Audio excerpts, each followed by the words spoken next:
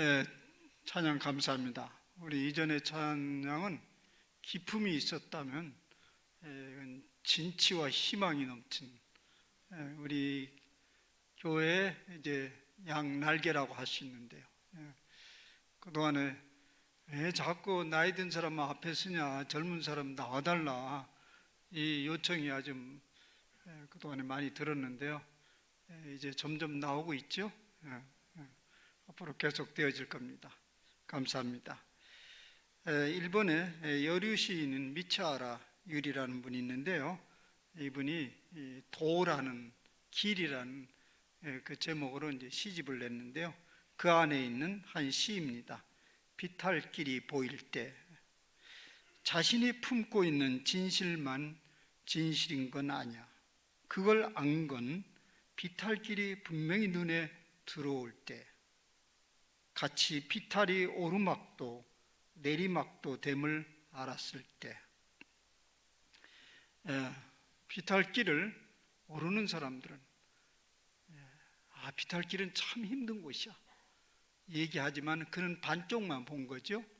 또 비탈길은 마구 편하게 달려 내려오는 사람들은 비탈길은 그건 아주 쉬운 길이야, 그것도 반쪽만 본 거죠. 그 모두를 볼 때 인생의 진면모를 보기 시작한다는 그런 의미의 시입니다. 이제 이 시가 함의하는 바가 바로 오늘 우리에게 어떤 것을 의미하는지를 생각하면서 오늘 말씀을 이제 생각해 보고자 합니다. 오늘 말씀을 두 곳 하나만 가지고도 설교가 다 끝낼 수 없는 시편인데 두 개를 함께 묶었습니다. 여러분들이 언뜻 느낀 대로 이건 상반된 이야기인데 그렇게 느꼈는데, 그 상반된 이야기가 어떻게 일치를 이룰 수 있는지를 함께 생각하고자 합니다. 먼저 시편 120편 말씀을 먼저 봅니다. 시편 120편 말씀을 28편의 말씀을 보면 생기가 넘치고 기대가 되는 말씀입니다. 여호와를 경외하는 자는 여호와를 경외하며 그 길을 걷는 자마다 복이 있도다 하면서 이제 여러 가지 복을 내리겠다라는 그런 약속의 말씀이 있습니다. 이 여호와를 경외한다는 말은 그것을 좀 굉장히 의미가 넓고 모호하긴 합니다. 근데 그걸 좀 편안하게 이해하자면 이렇습니다.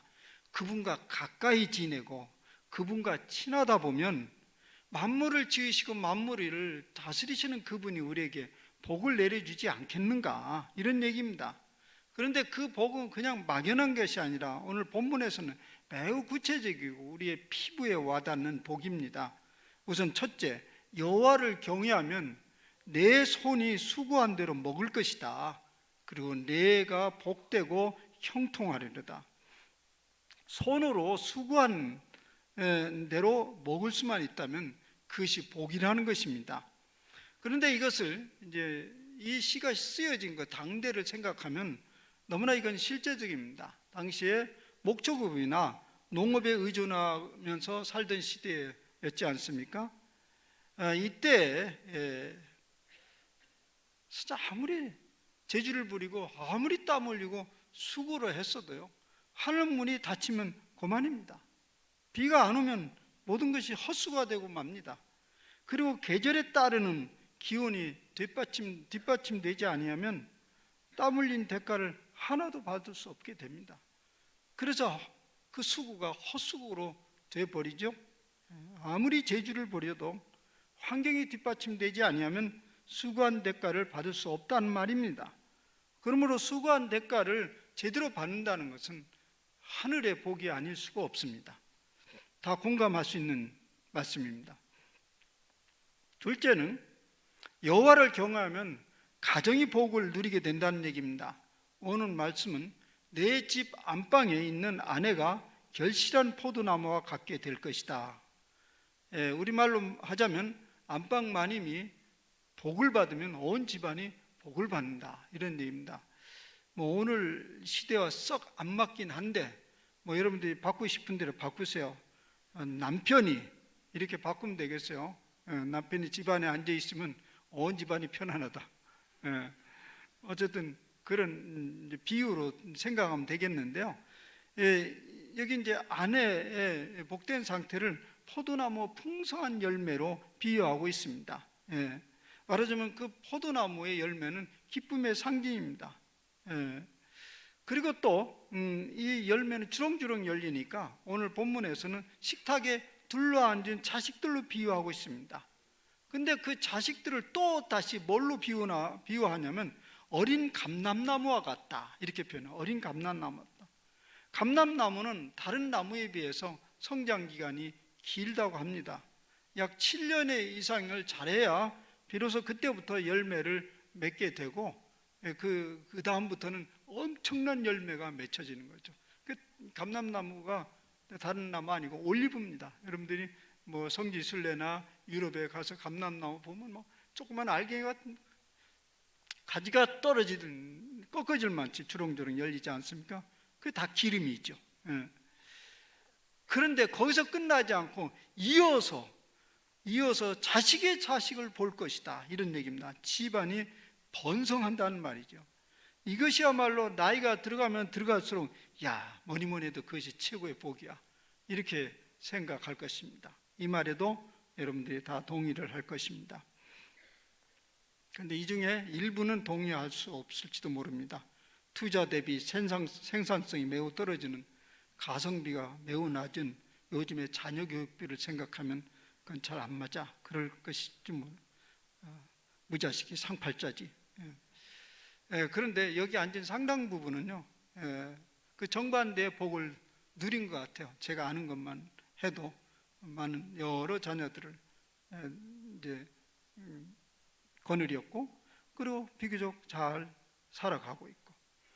그래서 지금 몇 가지 복을 얘기하는데 여러분들이 상당수 동의할 겁니다. 어려운 시대에도 있었지만 수고한 대가를 상당히 누렸을 것입니다. 그러니까 여기까지 오셨지 않습니까? 우여곡절이 있기는 하였지만 돌이켜보면 모두 다 은혜였어요. 이만큼 편안함을 누리는 것이 큰 복이죠. 자녀들에 대해서 불만스러움이 아주 없지는 않지만 그만하면 됐습니다. 그렇지 못한 사람 여전히 있지만은 그런 과정 속에 있는 것입니다. 그래서 오늘 말씀은 일단 이렇게 전제하겠습니다. 여러분, 대부분의 사람들은 이런 복을 지금까지 그런 대로 잘 누려왔습니다. 그러면요, 우리 부모 세대로부터 들은 얘기대로요, 여한이 없지요. 잘 누렸으니까. 맞아요. 여한이 없어요. 이제 모든 것이 만족스럽고 인생이 완성되어져 가는 느낌을 받습니까? 글쎄요, 그러한 것들이 우리를 행복하게 해 주었다고 그게 완성되진 느낌이 듭니까? 어쩐 일인지 무엇인가 완성되지 않는데 답답하고 허한 느낌은 없습니까? 무엇 때문입니까? 어떤 경우는 복의 실체가 다 드러난 듯합니다. 그 복의 끝도 보이는 듯합니다. 그러면 어떻게 합니까? 내 행복이 그저 그 가정에 의존되어 있습니까? 내 행복이 자식들이 줄줄줄 잘 뻗어가는데 의존되어 있습니까? 내 행복이 주변 환경에 묶여져 있습니까? 내 행복이 주변의 번성함에 묶여져 있습니까? 그런데 순간 그런 것들이 더 이상 나에게 의미를 주지 않을 때가 옵니다. 이미 경험한 사람도 있습니다. 그러면 나는 어떡하죠? 길을 잃어버린 것입니다. 왜 내가 그러한 것들에 의존해서 내가 되어져야 합니까? 이런 질문입니다. 금년 상반기에 있었던 한 이야기입니다. 사건입니다. 한 노과학자의 안락사 기억하실 것입니다. 호주의 최고령 과학자 데비드 구달 박사란 104세 건강한 과학자입니다. 그가 지난 봄에 2018년 5월 10일 스위스 바젤에서 베토벤 교향곡을 들으면서 유유히 눈을 감았습니다. 현재 질병은 없지만 건강이 나빠지면 지금보다 훨씬 더 불행해질 것 같다고 생각하면서 이제 더 이상 삶을 지속하고 싶지 않다 말을 남기고 베토벤 교향곡을 들으면서 서서히 죽어가는 약물에 의존해서 목숨을 끊었습니다. 이런 죽음의 주변에 이 죽음에 대해서 상당한 사람들이 박수를 보내는 것을 제가 보았습니다. 참 의연한 죽음이다. 멋있었다. 과연 그럴까요?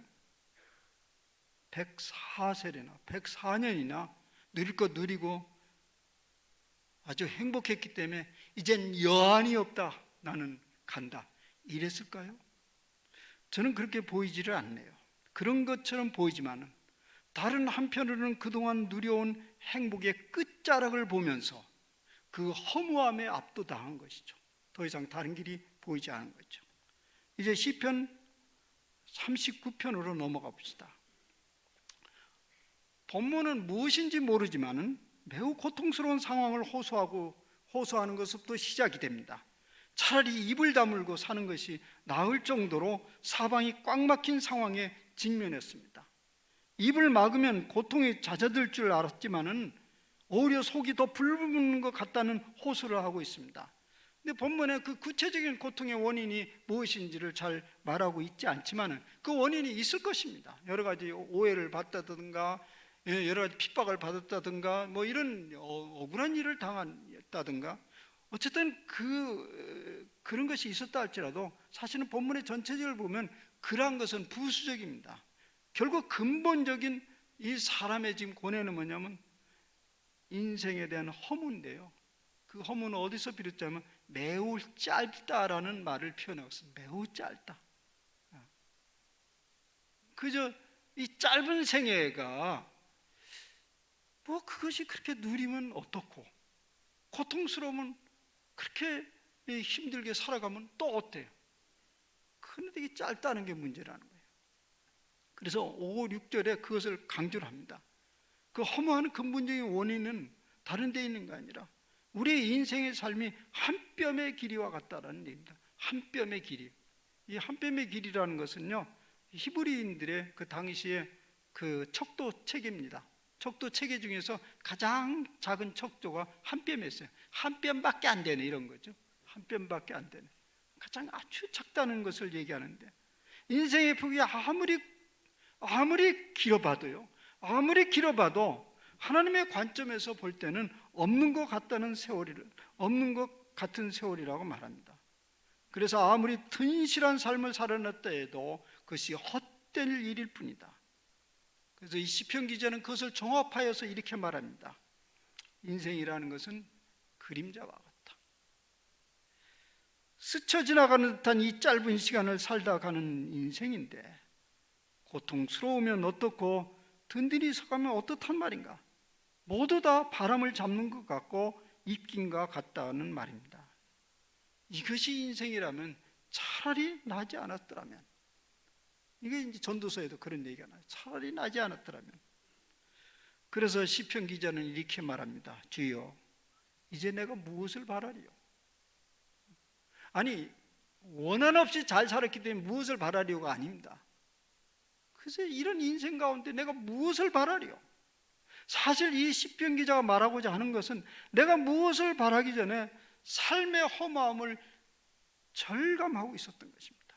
인생은 참으로 그림자와 같고 한밤의 경점과 같고 입김과 같이 지나가는 것임을 철저히 받아들이고 있습니다. 그 위에 시편 기자는 이렇게 고백을 합니다. 나의 소망은 주께 있나이다. 인생이 이토록 무상하고 허무한 것이라면 절망하고 끝을 맺든지 아니면 또 다른 소망을 찾아 나서야 됩니다. 그래야만 이 허무한 인생을 버티고 일어날 수 있기 때문에 그렇습니다. 그런데요, 사람들은 자주 그런 절망에 직면하려 하지 않습니다. 그래서 눈을 들어 궁극적인 인생의 면모를 보려 하지 않습니다. 더욱이 잘 뻗어가는 인생이라면 더 그렇습니다. 시편 128편의 얘기대로 수고한 대가가 넘치도록 소득을 얻습니다. 가정 곳곳에서 행복이 넘쳐납니다. 자녀들이 포도나무 열매가 탐스럽게 익어가듯 쭉쭉 뻗어갑니다. 번창합니다. 그때 그림자와 같은 인생을 보려 하지 않습니다. 그것에 깊게 취하여서 나오지 않으려 합니다. 거기에 무슨 하나님을 향한 갈망과 소망이 있겠습니까? 종종 제가 사람들을 만납니다. 그래서 간증을 냅니다. 하나님의 복이 이렇게 나에게 넘쳤다. 그래서 대접을 잘 해줍니다. 그리고 등을 싹 돌려서 나가는 그 뒷모습을 보면서 매우 쓸쓸함을 느낍니다. 근본적으로 하나님에 대한 갈망은 없습니다. 그래서 오늘 시편 기자는 이것을 지금 우리에게 전해주는 것입니다. 자주 인간의 욕망은 인간의 존재의 의미와 목적을 잃게 합니다. 그래서 인생의 무상함을 보지 못하게 합니다. 그렇게 오늘 시편 128편의 말씀보다는 39편의 말씀이 더욱더 복된 말씀으로 여겨집니다. 왜냐하면 그러면 하나님께 소망을 둘 수 있기 때문에 그렇습니다. 제가 지난 한 주간 느낀 경험입니다. 지난 월요일 날, 제가 지금 이번 학기에 장신대에서 월요일 날 대학원 강의가 한 과목이 있어서 이제 장신대에 올라갑니다. 지난주 이제 장신대 강의를 하기 위해서 장로신학대학교로 언덕을 오르고 있었습니다. 장로신학대가 언덕입니다. 산 언덕을 올라서 또 높은 계단을 보통 엘리베이터 안 타고 제가 계단을 자주 오르내리는데 계단을 오르면서 갑자기 그곳이 제게 아주 낯설게 느껴지더군요. 지난 오랜 세월 동안 그곳에 오르내렸는데 그날은 낯설었습니다. 제가 머물던 곳이었는데 머물 곳이 없어졌습니다. 그러면서 지난 날들이 주마등처럼 막 지나가더군요. 행복한 시절이었습니다. 보람이 있었습니다. 열매도 있었습니다. 그런데 그 지나간 세월이요, 화살같이 날아가는 순간이었습니다. 내가 이 학교를 떠난 것 외에는 이 학교에 아무런 변화가 없었습니다. 그저 학교 학생들은 아무 일도 없었든지 변함없이 분주하게 학교는 돌아가고 있었습니다. 갑자기 모든 것이 바람을 잡는 것 같다는 생각이 들었습니다. 다시 제 속에 여러 가지 생각이 떠올랐습니다. 그래서 지난 세월 동안 하나님은 나를 어떻게 끌어왔는가? 아니면 내 야망과 꿈을 향해서 지금까지 달려왔는가? 그 생각이 정리되는 동안에 도무지 이 삶을 내가 끌어왔다고 생각할 수가 없습니다. 이제까지 하나님이 내 삶을 여기까지 이끌어왔어요. 그래서 이런저런 일을 일으켰습니다. 그런데 갑작스럽게 그분의 계획과 소망이 여기서 끝난다는 말입니까? 그럴 리가 없죠. 그거는 계속되는 거죠. 아, 그렇구나. 내가 지난 세월에 그분 안에서 이 삶을 이끌어왔고 여기까지 왔다 간다면 그 일은 계속되어질 것이다. 그런 다시 희망이 일어나면서 제가 다시금 고백하게 되었습니다. 나의 소망은 주께 있나이다. 보통 우리의 삶의 보람과 행복이 처음에는 가정과 자식들의 번창함과 주변 환경과 자기가 성취한 것들에 의해서 좌지우지됩니다. 그런데 점점점 믿음이 자라고 영적인 실존이 고양되면 우리 자신은 그로부터 점점 독립되기 시작합니다. 더 이상 거기서 만족할 수 없는 존재로 커집니다. 왜냐하면 그것은 영원한 실체가 아니라 실체를 향한 그림자이기 때문에 그렇습니다. 나 자신은 나 자신으로서 온전하고자 하는 갈망이 솟구치기 시작합니다. 나는 나로서 온전히 해질 수 있는, 온전히 행복해질 수 있는 길이 있죠. 나로서 온전히 행복해질 수 있는 길이 있다는 그 희망을 보게 됩니다. 그때 우리는 비로소 나의 소망은 오직 하나님 당신에 있습니다, 이렇게 고백할 수 있다는 말이죠. 그래서 또다시 하나님을 향한 소망을 걸고 허물을 딛고 일어서게 됩니다. 그 여정 속에서 자식도, 가정도, 성도들도, 이웃도 하나님이 주시는 복이 되는 것입니다. 이것이 참된 복이지요. 인생이 그림자와 같다는 말은 단순히 인생이 순식간에 날아가는 허무한 삶이라는 것만을 말하는 것이 아닙니다. 그 그림자 뒤에 숨겨진 참된 실체가 있다는 걸 말해요. 실체가 없는 그림자는 없지 않습니까? 그것을 말하는 것이에요. 그렇게 우리는 그 그림자 뒤에 있는 그 실체가 무엇인지를 찾고자 하는 갈망이 있어야 됩니다. 그런데요, 그런 갈망은 전혀 없이 그림자 같은 그 생애에만 집착해 있다면 그 삶이 아무리 보람되고 아름다웠다 할지라도 결국은 바람을 잡는 것 같다라는 그런 허무함의 노래를 부를 수밖에 없습니다. 그것은 마치 여러분들 우리 많이 경험한 얘기죠. 기차를 타고 달려갑니다. 많은 경치들이 지나갑니다. 우리는 그걸 좀 잡고 싶죠. 머무르라고 하고 싶죠. 그러나 지나갑니다. 사람들은 그 광경을, 경치를 자꾸 열심히 머릿속에 담아두려고 애를 씁니다. 그러나 지나갑니다. 그래서 안 되겠다. 사진이나 찍자. 사진은 움직이질 않아요. 그러면 동영상으로 오래 남기자. 그래서 그런 욕망으로 사실은 이런 미디어들이 발전된 것입니다. 오래 남기고자 하는, 지나가는 걸 허용하지 않으려는 것입니다. 여러분들 이미 사랑하는 분들의 동영상들 많이 남겨놨죠? 지나왔던 부모님들, 아주 명랑했던 그 시절을 한번 오늘 가서 틀어보세요. 사랑하는 어머니, 아버지, 또 형제자매들 그 비디오로 틀어보세요. 재밌는, 유쾌한. 그러면 함께 유쾌해질까요? 더 슬퍼지죠? 저 세월이 이렇게 빨리 지나가 버렸다. 그림자는요, 그림자 안에 있으면 그것이 그림자인지를 인식하지 못합니다. 그 그림자로부터 조금 떨어져 있어야만이 그것이 그림자인지를 알게 되지요. 그래서 지나간 삶을 돌이켜보면서 그것이 그림자와 같다고 말하는 것입니다.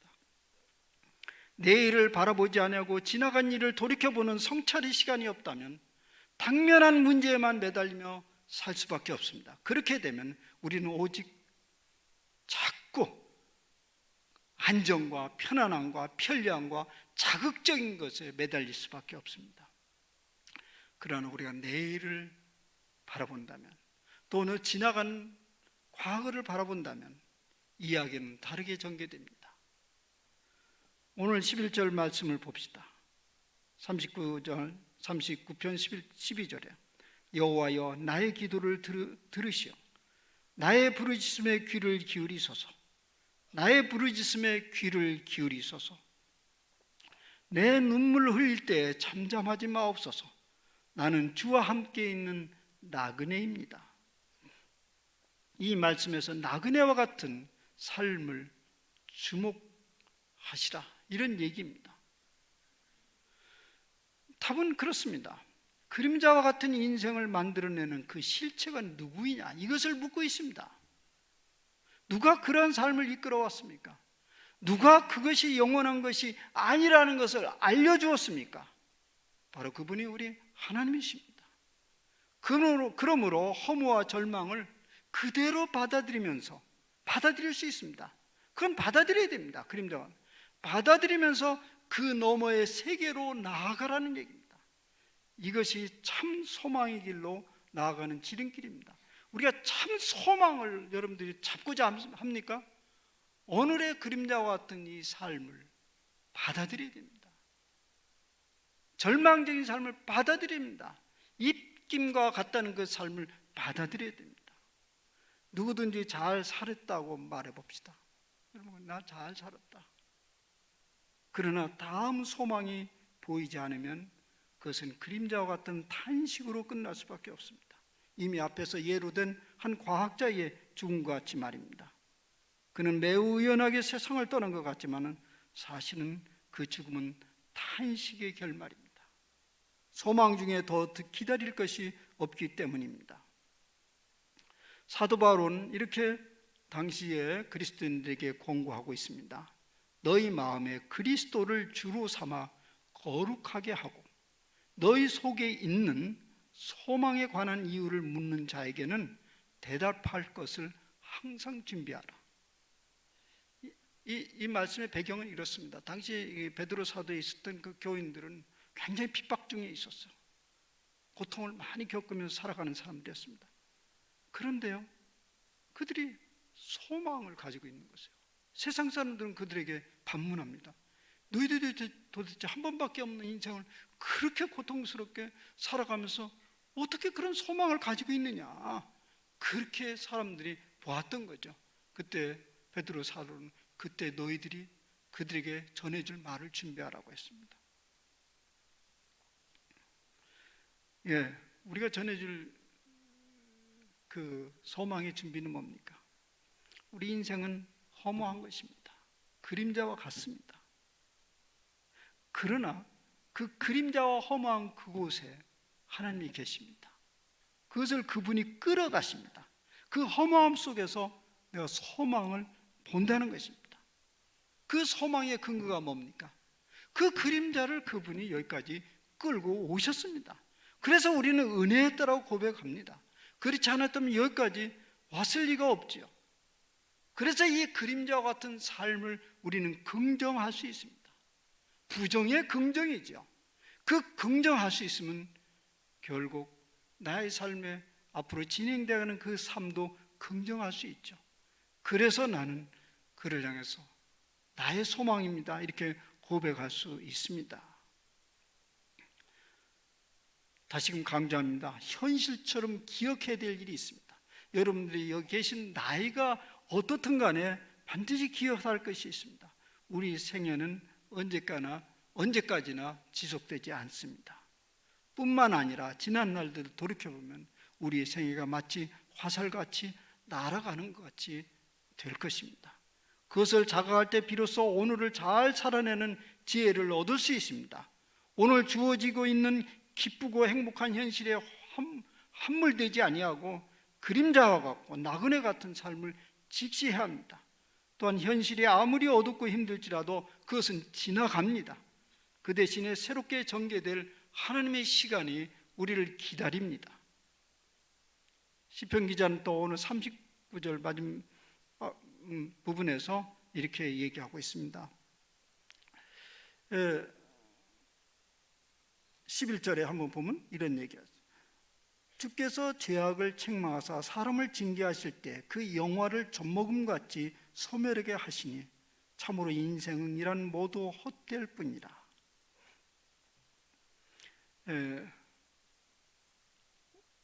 참 우리가 이렇게 소멸하고 헛되게 인생을 죽을 수밖에 없다는 것을 시편 기자는 이제 죄악 때문이라고 얘기했어요.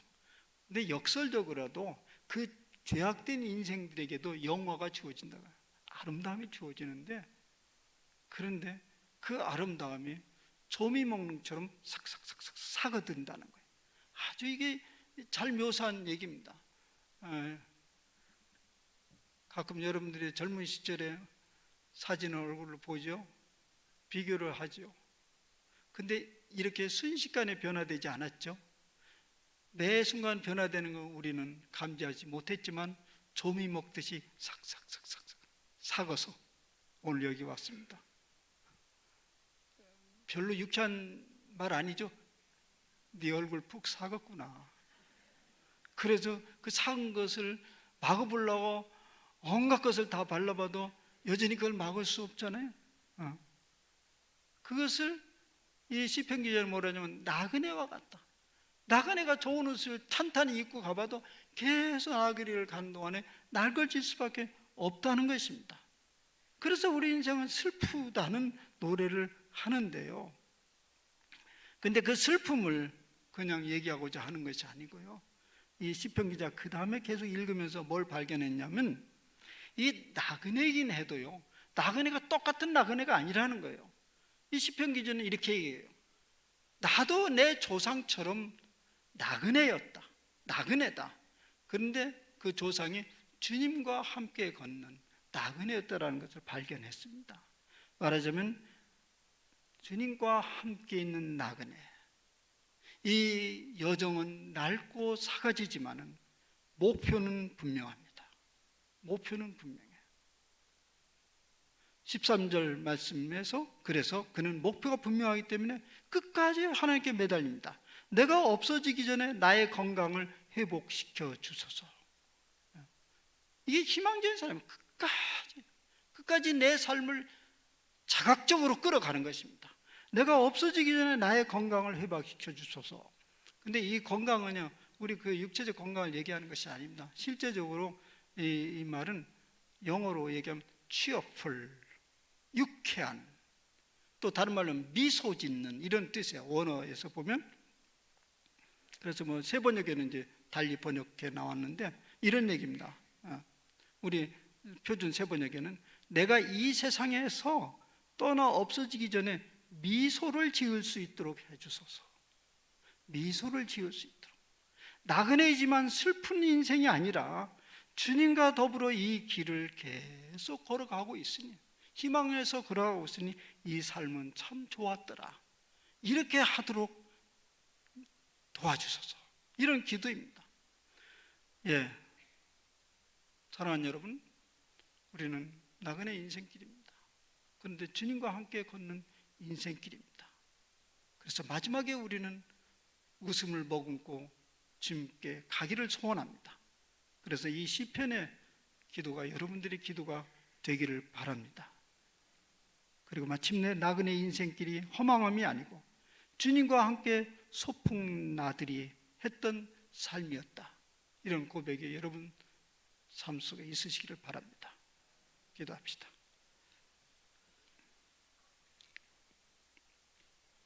주님, 인류 역사 속에 나타난 현인들은 모조리 다 인생은 그러하였다고 말합니다.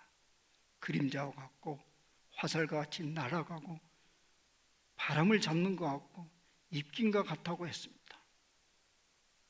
그러나 그들 모두가 그 바람 잡는 인생의 방향이 무엇인지를 분명하게 보여주지 못했습니다. 주님은 그러나 오늘 하나님 사람 시편 기자를 통해서 바람과 같은 그 삶의 방향이 무엇인지 우리에게 뚜렷하게 드러내 주심을 감사합니다. 그 삶도 우리 여호와 하나님이 이끄셨기에 그 바람과 같은 삶이 목적 없이 날아가는 것이 아니라 영원한 세계, 주님이 목적한 그 세계를 향해서 달려간다는 사실을 저희에게 보여주심을 감사합니다. 그래서 우리는 무엇보다도 주님께 소망을 두게 됩니다. 아버지, 우리는 현실의 여러 가지 복된 삶을 갈망합니다. 그러나 그것이 결국 지나갈 것임을 깨닫게 하옵소서. 그래서 영원하신 그분에 대한 소망을 굳게 붙드는 삶이 되게 하옵시고, 그것이 오늘 현실을 더욱더 지혜롭게 하는 그런 삶을 저희들이 누리게 하여 주시옵소서. 예수님의 이름으로 기도하옵나이다.